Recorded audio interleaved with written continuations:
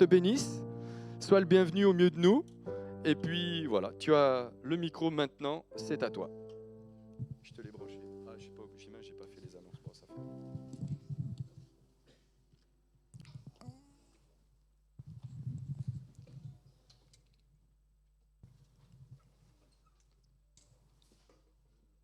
Je préfère celui-ci.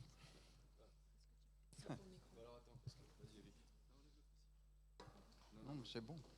C'est bon. Merci. Eh bien, bonjour. Ce que j'aime pas, c'est que l'éclairage est tellement fort que je n'arrive pas à vous voir. Oh, merci Dieu, la piqûre de rappel. Écoutez, très content d'être au milieu de vous. J'écoutais et j'étais prêt encore à écouter. Un moment de prière, de prise de parole. On voit que votre Église est vivante. Elle vit, malgré les décès. Mais un décès, partir auprès de Dieu, ça fait partie de la course. Donc, voilà, mais c'est toujours un moment difficile, ça c'est certain. Autant pour une Église d'ailleurs que pour la famille. Je ne vais pas me rentrer du tout dans le cadre de la natalité de Jésus-Christ. Non. Non. Non. Je vais prendre l'Épître aux Colossiens au chapitre 2. Donc, Jésus est dans la gloire. Chapitre 2, le verset 6, et puis les versets qui suivent. Ainsi donc, comme vous avez reçu le Seigneur Jésus-Christ, je vais être très simple dans le message. Marchez en lui, étant enracinés et fondés en lui, affermis par la foi d'après les instructions qui vous ont été données et abondez en actions de grâce. Prenez garde que personne ne fasse de vous sa proie par la philosophie et par une vaine tromperie, s'appuyant sur la tradition des hommes, sur les principes élémentaires du monde et non sur Christ. Car en lui habite corporellement toute la plénitude de la divinité. Vous avez tout pleinement en lui, qui est le chef de toute domination et de toute autorité. Et je m'arrêterai là. Il est parlé de la divinité de Jésus-Christ. Jésus, qui est dans l'éternité, certes, bien sûr, mais parler de la plénitude de sa divinité et par voie de conséquence aussi de la plénitude dans laquelle nous sommes avec notre marche en Jésus-Christ quand nous avons pour centre de notre foi Jésus. Ça, c'est certes important d'avoir pour centre de notre vie Jésus.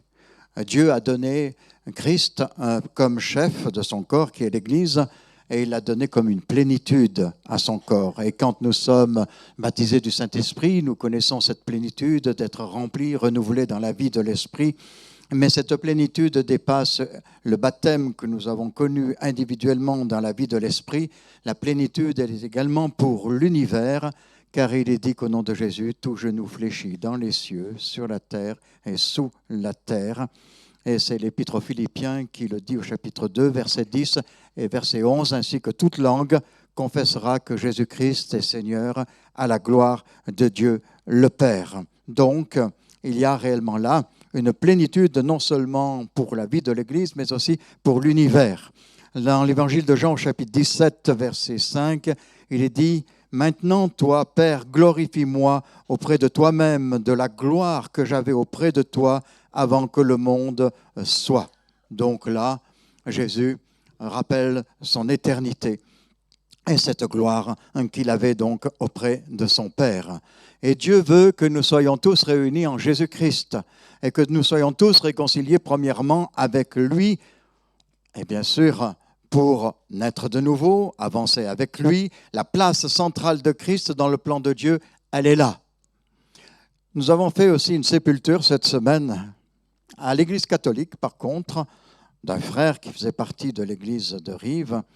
Et nous avons donc, Jonathan et moi, officié pour cette sépulture. Le prêtre nous a reçus. Et bien d'ailleurs, hein, j'avoue franchement que c'était un accueil très chaleureux. Il nous a laissé toute liberté, tant pour présider que pour prêcher. Mais j'ai placé réellement dans la prédication le centre Jésus-Christ. Je n'ai pas apporté ce passage du tout dans l'enseignement que j'ai donné, mais cependant, j'ai bien insisté sur Jésus. Et le reste, Dieu le Père, le Fils et le Saint-Esprit, voilà le cadre. Mais quand on regarde Jésus, il doit avoir une place privilégiée et centrale dans le fondement de notre foi, de notre piété, de notre spiritualité. En parenthèse, c'était réellement le moment d'évangéliser. L'Église catholique était pleine. Oui. C'était très bien. Et c'était béni. Le verset 6 nous dit que la première étape de la vie chrétienne, c'est recevoir Jésus-Christ. Nous ne sommes pas là pour recevoir une religion. L'aspect religieux disparaît. On reçoit Jésus-Christ. Et il n'y a pas d'institution religieuse avec des étiquettes, même pas une religion évangélique. Parce que parfois, il y a cet aspect religieux au niveau évangélique. Et Paul ne dit pas « vous avez reçu une religion ». Le premier fondement, c'est recevoir Jésus-Christ. Et tout commence par là. Le fondement est placé. C'est 1 Corinthiens chapitre 3, versets 10 et 11 qui nous le dit.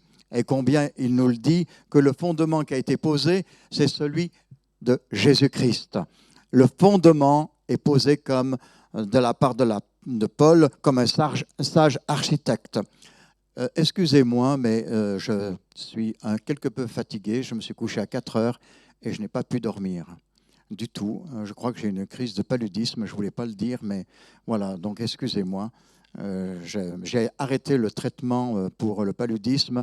Je l'ai interrompu. Je n'aurais peut-être pas dû. Voilà. Donc, je vous prie de m'excuser si vous sentez une fatigue chez moi. Là, Paul passe sous silence tout ce qui est rassemblement chrétien. Il ne le dit pas, mais ça va de soi. L'Église, elle est là pour lui, bien entendu. C'est un homme qui est là pour l'Église. C'est sous-entendu. La vie chrétienne suppose une fidélité à l'Église. Ça a un seul but, c'est marcher en Christ, s'enraciner et se fonder en lui. L'Église est là pour cela, pour marcher en lui, s'enraciner, s'approfondir, réellement s'établir en lui. Et pour le connaître davantage, eh bien, je pense que le fait de se réunir, c'est important. Plus je suis dans le cadre de l'Église, non seulement j'ai ma vie personnelle avec Jésus, mais également la vie du rassemblement m'amène à connaître Jésus-Christ beaucoup plus. Je me fortifie par la parole de Dieu qui est enseignée, par la parole de Dieu que je médite journellement. Mais la parole de Dieu s'incarne en moi, elle prend corps dans ma vie intérieure et alors je grandis dans cette connaissance de Jésus-Christ, non seulement par la parole, mais la conjugaison de la vie de l'esprit. Et alors les deux font que je m'enracine et je me fonde en Jésus-Christ. Mais je dois marcher en lui, individuellement, mais aussi communautairement. C'est important. Je pense que vous le comprenez puisque vous êtes là ce matin pour un culte qui est remplacé pour celui du dimanche. Vous avez fait l'effort de vous lever un samedi, c'est ça, hein, on est bien samedi? Oui, un samedi matin, le 24 décembre. Eh bien, c'est que vous aimez l'Église. Jésus, oui, bien sûr, priorité. Vous seriez venu demain? Je vous pose la question.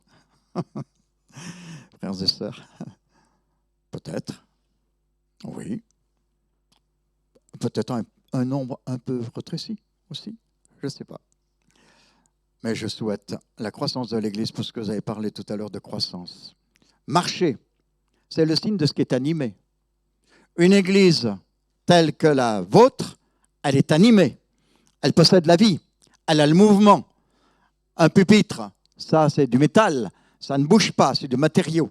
Et derrière ce matériau, il y a eu un homme qui l'a fabriqué, ou c'est dans une usine, mais peu importe. En tous les cas, celui qui a fabriqué, ou l'usine qui a fabriqué, il y a des hommes qui sont en mouvement et qui sont là pour En tant que vie, ils sont des créatures de Dieu, soit ils appartiennent à Dieu ou pas, mais enfin, de toute façon, ce sont des créatures de Dieu qui possèdent la vie, le mouvement. Maintenant, il s'agit aussi de posséder la vie en Christ, et c'est là l'aspect majeur. C'est la raison pour laquelle on va évangéliser, on va porter du fruit en apportant la parole de Dieu pour que les cœurs soient ensemencés et qu'ils naissent à cette vie nouvelle. Marchez en lui, c'est l'image de l'Église. Qui dit marche, dit mouvement, dit progression. Les pieds sont formés d'une certaine manière, c'est pour aller de l'avant, non pas pour reculer. Nos pieds, c'est pour marcher. D'ailleurs, reculer, ça peut être dangereux parce que je ne vois pas en arrière. Donc, on est tourné dans le sens de la marche, du progrès, et l'on avance. Il est anormal d'avoir une marche en avant et de marcher à reculons ensuite. Dieu a donné ce qu'il faut pour marcher spirituellement. Nous avons la bonne direction.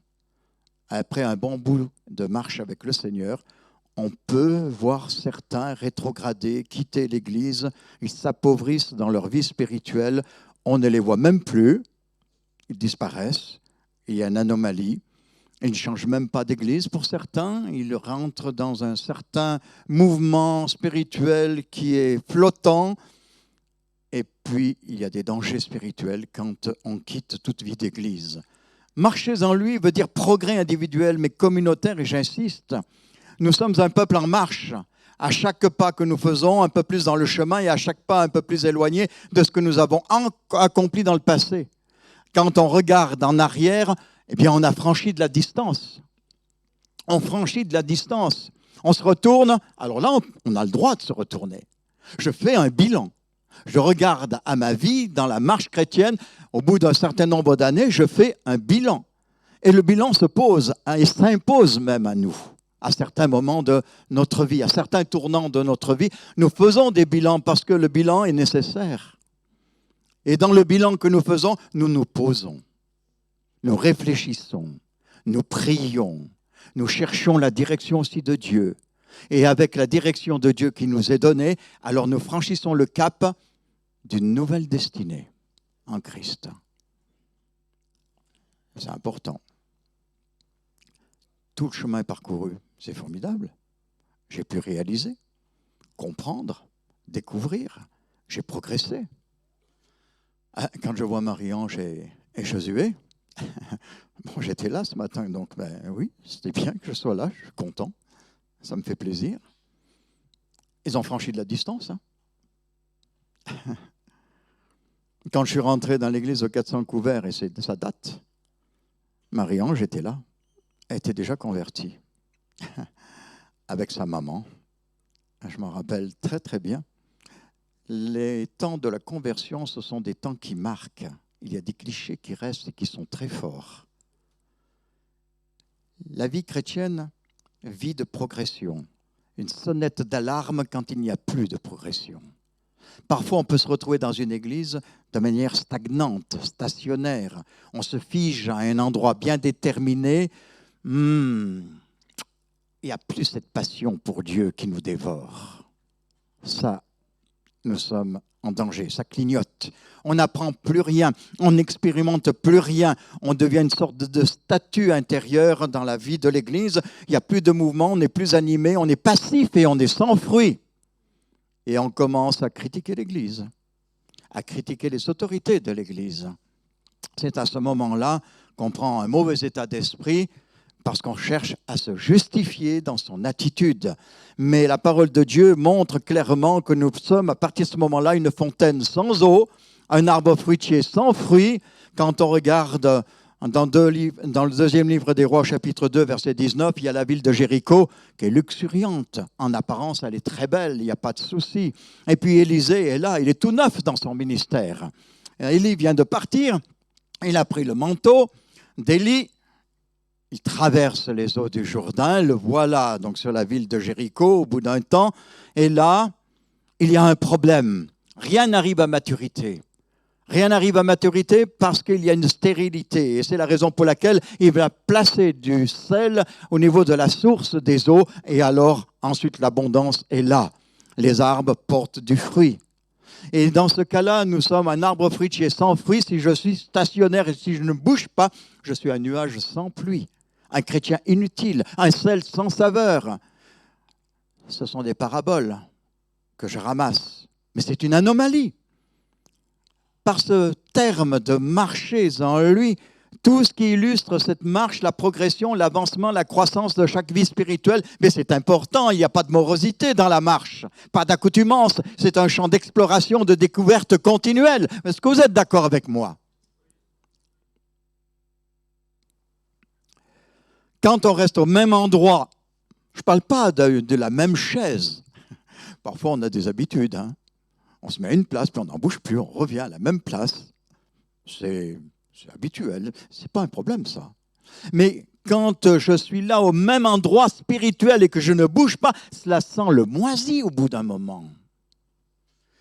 Je ne reçois plus rien dans mon église, alors je m'en vais. Mais en vérité, c'est moi qui ai un problème, ce n'est pas l'église. Parce qu'en vérité, je ne marche plus droitement face à Dieu.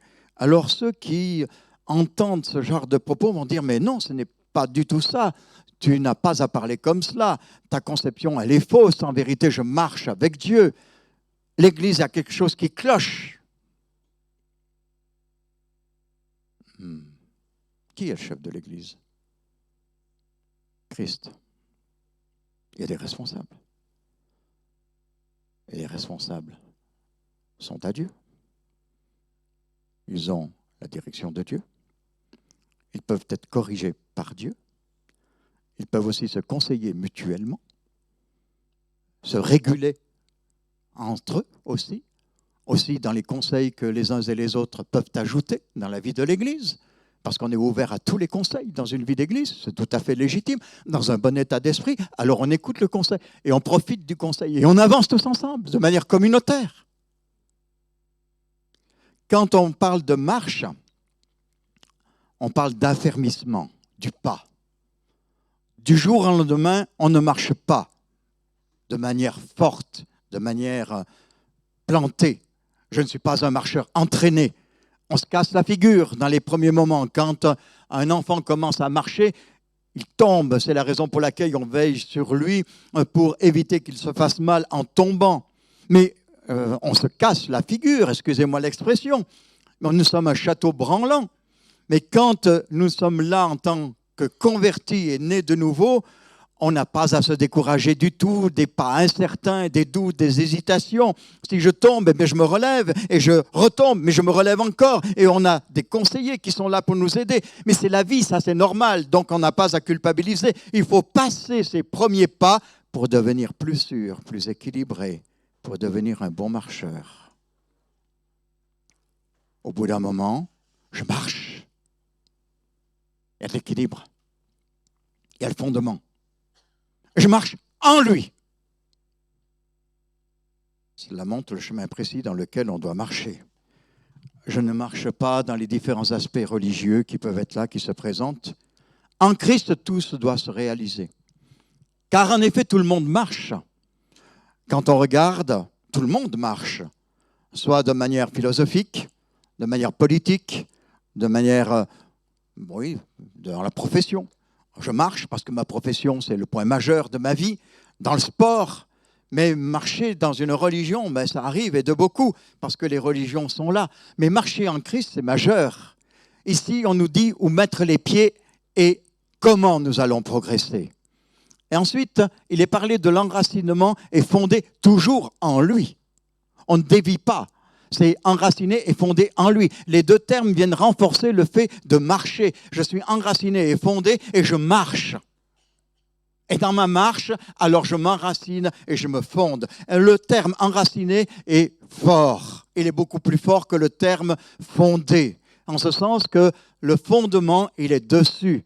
Il est certes solide, le fondement, on va en parler quelques instants, mais ce qui est enraciné pénètre dans le fondement, pénètre dans le sol et va dans les profondeurs et on accroche très fortement. On ne peut plus s'en détacher quand nous sommes enracinés. C'est-à-dire que lorsque la tempête souffle, alors les racines tiennent l'arbre. Et ça tient bon.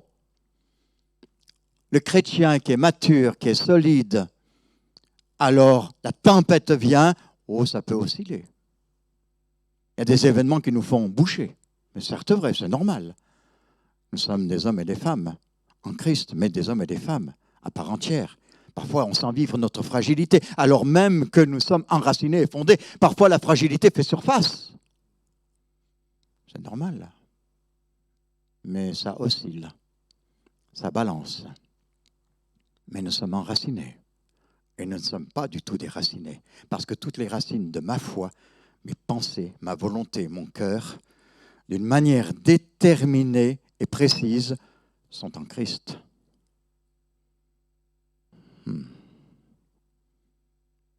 Avec l'âge, on est plus attentif, je trouve. Enfin, pour ma part, du moins. Je réfléchis beaucoup plus qu'avant. Jeune, je fonçais. Parfois, je me ramassais aussi. Ouais. Se ramasser, ça fait partie de la course. On tire les leçons, les échecs, les erreurs. Oui. Mais quand on prend de l'âge, on calcule mieux. On a de la maturité, c'est certes vrai aussi. Je parle de l'âge spirituel. Évidemment, il y a de la maturité, donc on est beaucoup plus prudent, plus attentif. On ne veut pas ralentir notre course non plus, parce qu'il ne faut surtout pas la ralentir. Il y a un rythme de progression, il faut le garder. Mais on est beaucoup plus vigilant. On est là pour être enraciné, d'autant plus. On tire la sève qui nous fait vivre de lui. On tire les substances qui nous font pousser spirituellement, au travers de la parole de Dieu et de la vie de l'esprit. L'arbre de notre foi grandit, enraciné en lui. Maintenant, certaines personnes, même sur le plan chrétien, parfois, comptent sur eux-mêmes. Parfois, on dérape de ce côté-là. On ne compte pas sur le Seigneur, mais on compte sur soi-même. Tout en étant en Dieu, mais on compte sur soi-même. C'est-à-dire qu'il y a un sérieux écart quand même. On est plus centré sur Christ. Mais si on compte sur nous-mêmes, alors nos racines ne sont plus du tout solides. Ma propre sagesse, force, mais parfois mes idéologies, même chrétiennes, ça se deviennent des radicelles. C'est cassé très vite, aucune résistance. Ce n'est pas porteur de vie. Et là, il y a une fragilité qui est importante parce que je me suis mis à l'écart du centre qui est Jésus-Christ. Et cela arrive, c'est la raison pour laquelle nous sommes ramenés au centre, Jésus-Christ. Et le Seigneur nous ramène, et parfois c'est avec une main ferme qu'il peut le faire. Il y a des arbres, alors je ne pense pas qu'on ait cela en France, mais il y a des arbres qui ont une racine pivot. Est-ce qu'il y a ça en Afrique? Pour moi, je n'ai jamais vu ça en Afrique, mais si tu connais cela, ou si l'un d'entre vous connaît un arbre qui a une racine pivot, c'est-à-dire que la racine, elle descend comme un prolongement du tronc. C'est une racine qui est énorme, et qui est presque aussi grosse que le tronc, mais qui descend profondément dans le sol. C'est une racine principale. Et ensuite, il y a... Alors, cette racine va chercher l'eau, va chercher les ressources dans les grandes profondeurs. Et puis, il y a toutes les racines secondaires qui sont là pour maintenir l'arbre aussi en équilibre. Mais elles sont plus à la surface.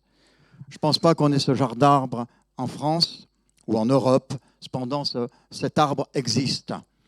Et cela donne de la stabilité à l'arbre. Et ces arbres sont indéracinables. Quand il y a eu des tempêtes à un moment donné en France, il y avait réellement des troncs cassés. Mais les troncs étaient cassés, mais la base était enracinée. Oui. Que le Seigneur nous aide à avoir cette image de la racine pivot en nous. C'est ainsi qu'on retrouve l'Épître aux Romains au chapitre 8, où il nous est dit que n'importe quelle souffrance, n'importe quelle douleur, n'importe quelle réussite, n'importe quel insuccès va me séparer de Jésus-Christ, même la mort ne peut pas me séparer de Jésus-Christ, parce que je suis puissamment enraciné en Christ. Vous connaissez ces versets? Je les aime, ces versets. Alors c'est toujours la grâce de Dieu qui est là quand on est debout. On tient debout grâce à notre Seigneur, on est bien d'accord. La grâce de Dieu est là, elle est abondante sur nos vies. Quand je pense à cette image de l'Hermon, quand on regarde bibliquement, c'est un mont et il reçoit une rosée. Mais quand il est parlé de la rosée de l'Hermon, cette rosée, en vérité, c'est une véritable pluie abondante qui va toucher les monts qui sont sur la région. Mais c'est une pluie abondante, ce n'est pas une rosée que nous connaissons, nous, ici. Mais c'est une pluie qui est abondante, c'est la pluie de la bénédiction de Dieu. C'est la pluie de la bénédiction de Dieu sur notre vie. C'est la grâce de Dieu. Paul était puissamment enraciné. Le souffle de Satan venait sur lui, il était enraciné. Vous prenez les épîtres aux Corinthiens, 2 Corinthiens 11, je ne vais pas les lire, mais on connaît le programme de tout ce qu'il a subi, les persécutions qu'il a subies de manière et d'autre. 2 Corinthiens 11, verset 23 et suivant, 2 Corinthiens chapitre 6, verset 8 et suivant, on voit réellement tout ce qu'il a subi, toutes les calamités, les souffrances terribles qu'il a subies. Il a tenu ferme. Ce qu'il a enseigné était enraciné, fondé aussi. Il a communiqué cette force. Et c'est bon que nous communiquions cette force à nous tous, envers les uns et les autres. Ça, c'est la force de l'Église. Quand l'un est faible sur l'instant, on le porte. Surtout pas de reproche. Quand l'un a péché, on le relève. Amen? Amen. On ne juge pas, on ne pointe pas du doigt. On le relève. Ça, c'est la force de l'Église. C'est l'amour que l'on prodigue, que l'on donne aux uns et aux autres. Donc, c'est important. Alors, on reste debout et enraciné. Quand on parle d'être fondé en lui, c'est un édifice, un bâtiment, le fondement. Il y a les pierres de base, le soubassement, et puis les murs qui se dressent, les façades. On est fondé en lui, scellé, cimenté. C'est l'image aussi de la solidité, d'une incorruptibilité, excusez-moi pour le mot, j'ai fourché dessus. L'image de la solidité. Quand on regarde le niveau de l'histoire, on est truffé, il y a beaucoup de bâtiments, il y a beaucoup de monuments où il y a des noms en série qui sont là pour commémorer la Première Guerre mondiale ou la Deuxième. Il y a au travers de tout cela l'histoire et les grands événements de l'humanité ou de la France ou d'un autre pays. Et c'est une pierre qui est là. C'est permanent. Il y a les noms qui sont là-dessus, qui sont marqués dans la pierre, et les noms restent en permanence. Et il y a des commémorations qui sont faites régulièrement, du moins de manière annuelle, et c'est un rappel, c'est l'histoire de l'homme qui est là, mais il y a un rappel au travers de ce monument qui reste et qui demeure. Les lois qui ont été données à Moïse, ce n'était pas donné sur du parchemin, c'était donné sur des tables de pierre. La loi ne doit pas s'effacer, elle doit être transmise de génération en génération au peuple d'Israël. Et quand on regarde l'histoire des hommes, ce sont des monuments qui vont perpétuer le souvenir. On grave les phrases, on grave les citations, on grave les dates. Rien n'est effacé. Dans les cimetières, c'est la même chose. Ça ne s'efface pas comme cela. Ça reste, ça demeure. Fondé en lui. C'est l'allusion à cette construction de pierre qui ne s'efface pas, qui ne s'altère pas. Et la foi est inaltérable. Vous êtes bien d'accord avec moi? Elle ne vieillit pas avec le temps. Vous avez 40 ans de conversion, 50 ans de conversion, cela ne vieillit pas avec le temps, la foi. La foi reste et demeure. Ceux qui ne vivent pas le Christ correctement, leur foi est fondée sur du sable. Excusez-moi, les sentiments et les émotions, c'est normal, il y en a, c'est logique. Mais je ne vis pas par les sentiments et les émotions, parce que je suis simplement fondé en lui. La foi, tant que l'on ressent, alors si je ressens, si le ressenti est là avec ma foi, à certains moments, je vais dire que Dieu m'a abandonné. Je vais me sentir abandonné, je vais être vulnérable. Non, la foi n'est pas fondée sur les sentiments et les émotions, la foi est fondée en lui. Et là, ça ne bouge pas. Je peux bouger au niveau de mes émotions et de mes sentiments, mais ma foi est fondée en lui. Et ça ne bouge plus. C'est important. C'est important. Par-delà les émotions et les sensations, il y a un temps de visitation. Mais si je vis les temps de visitation de l'Esprit de Dieu avec mes sens sensoriels, c'est pas bon non plus. D'être renouvelé dans la vie de l'Esprit, c'est important. Certes, on ressent la vie de l'Esprit, on vit l'Esprit de Dieu. Mais je ne suis pas là pour vivre les sensations. Je dépasse ce stade pour gagner la maturité spirituelle où je dépasse tout cela parce que je suis fondé en lui. Le soir de ma vie, quand arrive le soir de notre vie, parfois, c'est vrai qu'on peut partir très jeune, n'est-ce pas? Eh oui. Mais le soir de la vie, le chrétien est solide dans ces cas-là. Il est affermi par la foi. C'est aussi les termes de ce passage. Affermi par la foi. Ce qui nous tient en Christ, c'est notre foi. C'est cette disposition de cœur, ma disposition de cœur, qui prend au mot ce qui est écrit et qui ne remet jamais en question la parole de Dieu. Là, Dieu nous aime parce que nous respectons et nous aimons sa parole. Jésus l'a utilisé quand il était dans la confrontation avec Satan. Il l'a utilisé au désert. Il est écrit. Et la foi n'est pas là pour expliquer Dieu. On n'est pas là pour raisonner Dieu, le mettre dans une éprouvette, l'assujettir à nos petites idées. Et même parfois des chrétiens le font cela. On veut réellement mettre Dieu dans un cadre, mais Dieu ne se met pas dans un cadre. C'est d'ailleurs un manque de respect à l'égard du Seigneur. Ce n'est pas craindre le Seigneur, ce respect que nous lui devons et cet amour que nous lui devons. C'est une attitude humble de cœur qui se soumet à Dieu. La foi est animée de cette humilité. On l'acquiert. Il y a de la dépendance envers Dieu. On vit cette dépendance. Elle devient vitale parce que la dépendance envers Dieu, je ne suis pas esclave, je me rends esclave. Mais je ne suis pas esclave parce que Dieu ne me rend pas esclave. C'est moi qui me rends esclave. Et cette dépendance envers Dieu me sauve dans les situations critiques.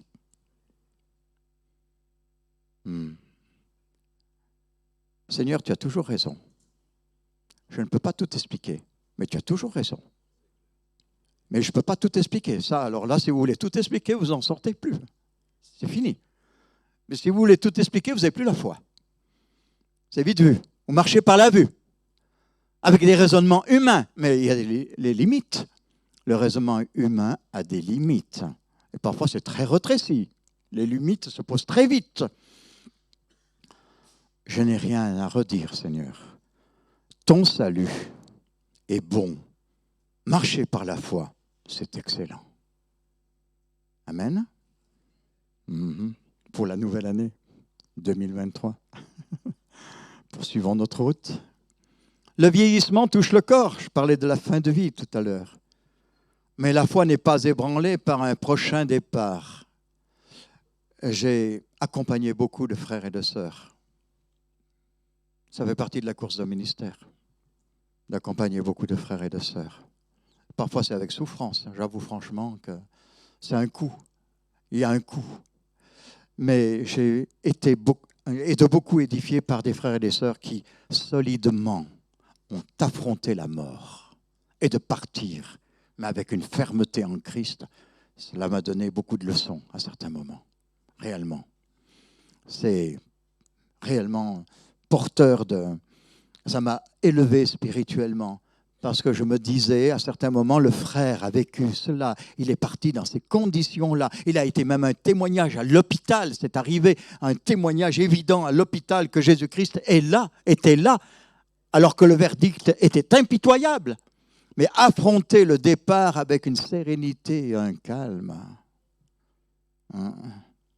cela donne des leçons. La foi affermie. La foi affermie. Notre foi ne doit pas douter, sinon il y a livré dans notre foi. Et livré est toujours donné par le malin. Je peux être désemparé, sans gouvernail. À partir de ce moment-là, s'il y a livré dans ma foi, il y a de la dérive. Et je ne peux plus marcher à contre-courant parce que je suis en difficulté. Mon juste vivra par la foi. C'est quand même ce que celui qui a fait la réforme en Allemagne, Martin Luther, lui, il a été traversé par le verset « Mon juste vivra par la foi ». Ça a été un éclair qu'il a traversé. Ça a changé sa vie de moine qu'il était. Il est devenu le réformateur. Bouleversement. La foi, la grâce, le plan rédempteur de Dieu, la foi en bon état, affermie par elle, la foi affermie par les instructions qui nous sont données, dit le verset, c'est-à-dire la parole de Dieu, les enseignements de la parole de Dieu, la parole que je médite, plus les enseignements que je reçois d'une manière ou d'une autre. Et puis ensuite, il est dit abonder en action de grâce. C'est la conséquence directe d'une foi en bonne santé. J'abonde en action de grâce. Il y a une plénitude de la foi, la joie est là, l'action de grâce elle est là. Je suis reconnaissant à l'égard du Seigneur. Et vous l'êtes? Oui, je l'ai senti vivre ce matin. Vous étiez reconnaissant à l'égard du Seigneur. C'est vivant, ça. C'est là, c'est démontré. Mais si la foi est en défaillance, l'action de grâce disparaît. Je ne loue plus le Seigneur. Je n'ai plus du tout cette joie, cette action de grâce, parce que ma foi est en défaillance. Pierre a failli dans sa foi. La peur de l'homme a ébranlé sa foi et il y a eu une défaillance réelle, des larmes amères. Et Jésus a dit, j'ai prié pour toi afin que ta foi ne défaille pas. Mais la foi a été retrouvée pour lui quand il a eu cette rencontre avec Jésus, et quand Jésus lui a dit par 3 fois, m'aimes-tu? Oui. Repentance de la part de Pierre. Pierre s'est dégagé de cette culpabilité du reniement. Il est allé très loin dans le reniement. Parce que la parole de Dieu nous dit qu'il n'a pas simplement renié le Seigneur, il a même juré dans le reniement. Il a même donné des imprécations dans le reniement. Les imprécations, ce sont des malédictions. Donc il est allé très loin. Ça a cassé complètement son ministère. Il y a eu une rupture complète, un effondrement de son ministère et la restauration a été faite dans ce face-à-face avec Jésus. Et il s'est remis dans l'attitude juste, celle de la foi. Après, il ne bronchera plus. Oui. Notre foi, il faut veiller dessus. Il faut prendre le pouls, prendre la température de notre foi et avoir un diagnostic sûr. Une foi anémiée, il faut lui donner des vitamines et la renouveler par la parole de Dieu et rechercher la face de Dieu. Si je ne rends plus grâce à Dieu dans ma marche chrétienne, il faut s'inquiéter. Mais c'est que ma foi a besoin d'être renouvelée et de venir dans la présence du Seigneur. Maintenant, quand il est parlé au verset 8 que personne ne fasse de vous sa proie, la proie, waouh, la proie, c'est la capture. Dans ces cas-là, je dois faire attention aux influences qui peuvent être là autour de moi. Et les influences ne manquent pas. À l'heure d'aujourd'hui, alors c'est monté en puissance, je trouve, les influences. Bon, il y a toujours eu, mais il y a en veux-tu, en voilà. Je vis à la campagne aujourd'hui. C'est le cas de le dire, c'est vraiment la campagne. Hein. Peu de voitures, je vis dans une impasse. Oui, mais spirituellement, pas de tranquillité, hein, je vous assure. Comme quoi, j'ai été surpris. Mais il y a des personnes qui se lancent de droite et de gauche, mais dans les choses qu'il ne faut pas. Et quand on a ça en face de nous, je dis, mais c'est pas vrai. Même dans les coins reculés de la campagne, mais oui, ça gagne. Oui, mais ça a toujours existé.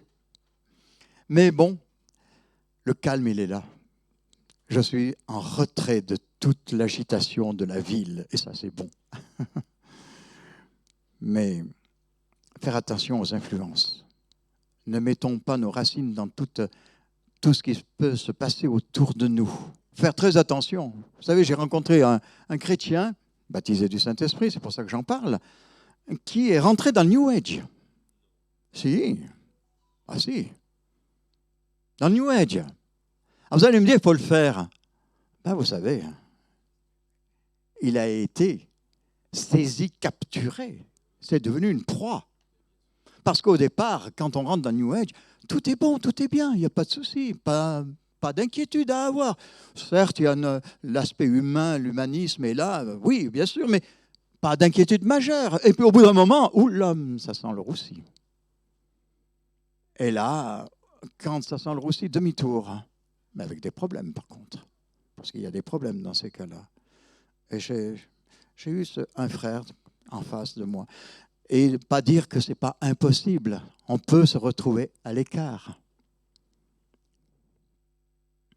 Comme je sais que c'est enregistré et que ça passe sur YouTube, il y a des choses que je ne vais pas dire. Parce que je pourrais parler personnellement sur ces domaines-là.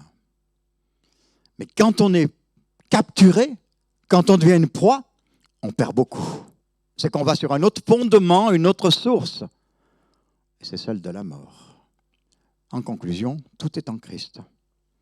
Tout est en Christ. Car en lui habite corporellement toute la plénitude de la divinité. Vous avez tout pleinement en lui. J'aime beaucoup ce verset. Nous, Français, Africains aussi. Quoique le cœur des Africains, pour Dieu, ça me donne toujours des leçons. Franchement, cette spontanéité en Christ, elle est belle. Nous sommes parfois retenus dans notre élan envers le Seigneur, en tant que peuple de Dieu. C'est vrai. Mais quand on est là, devant le Seigneur, j'ai tout pleinement. Tout, pas tout. Mais comme je ne comprends pas, l'apôtre Paul se dit pour les Français, je vais ajouter le mot pleinement. Ça renforce le tout. Tout, pleinement. Tu n'as pas compris? Parce que je répète tout et pleinement. Si tu n'as pas compris, c'est que vraiment là, il y a un problème. Sérieux problème, quand même. Mais tu as tout pleinement en lui. En lui. Il est le chef de toute domination et de toute autorité. Alors là, on le sait. Alléluia. Eh oui. Alors c'est vrai que on doit se retrouver dans cette marche chrétienne en lui. Et c'est vrai qu'il faut réajuster parfois, je répète. Il ne faut pas de petites idoles à côté. Il faut les éviter, les petites idoles à côté. Parce que je n'ai plus pleinement en lui, tout pleinement en lui, si j'ai ma petite idole à côté. Si ma petite idole, c'est mon travail, si ma petite idole, c'est l'argent, si ma petite idole, c'est autre chose, c'est toujours une petite idole. Donc, enlevant toute idole, et alors là, il y a de l'équilibre. Et j'ai tout pleinement en lui. Et je suis une bénédiction pour ma famille, pour les miens, pour mon épouse, pour mes enfants. Je suis une bénédiction pour l'Église aussi, réellement. Parce que nous savons que Jésus est le chef par-dessus tout. Et c'est au présent, vous avez maintenant, ce matin, vous avez maintenant. Et c'est pour cet instant. Et c'est un présent continuel. Cela me suffit, je possède. Ça va? Vous avez tout pleinement? Vous écartez la petite idole s'il y en a une? Que le Seigneur vous bénisse. Merci de votre patience avec moi ce matin. Mais soyez richement bénis. Vous êtes une belle assemblée. Soyez richement bénis. Prospérez entre les mains de Dieu. Je commence sérieusement à vous être attaché. On vous visite régulièrement. On vient vous voir régulièrement ces temps-ci. Je suis attaché à Marie-Ange, à Josué, certes, bien sûr, à Emmanuel, Priscille, évidemment, parce qu'on se connaît depuis des années. Il y a une marche. Ça fait plusieurs décennies, oui. Oui, ça, oui. Oui, plusieurs décennies. Mais je suis attaché à votre Église. Oui, vous aussi. Mais je suis attaché à votre Église. J'aime votre Église. J'aime venir. Cela me fait énormément plaisir. Soyez richement bénis pour votre accueil, votre gentillesse